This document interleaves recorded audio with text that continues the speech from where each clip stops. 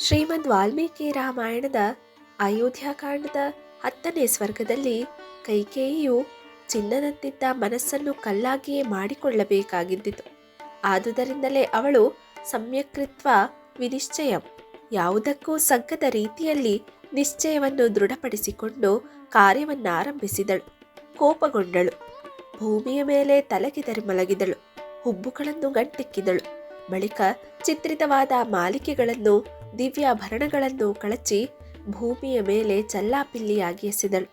ಹೀಗೆ ಎಸೆದ ವಸ್ತ್ರಾಭರಣಗಳೆಲ್ಲವೂ ನಕ್ಷತ್ರಗಳು ಆಕಾಶವನ್ನು ಬೆಳಗುವಂತೆ ಅವಳು ಮಲಗಿದ್ದ ಆ ಭೂಪ್ರದೇಶವನ್ನು ಶೋಭಾಯಮಾನವನ್ನಾಗಿ ಮಾಡಿದವು.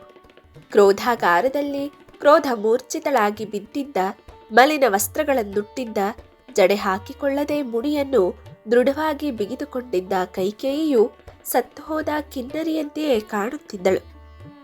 ಇದರ ಪೂರ್ತಿ ವಿವರ ಇರೋ ವಿಡಿಯೋ ಡಿಸ್ಕ್ರಿಪ್ಷನಲ್ಲಿದೆ.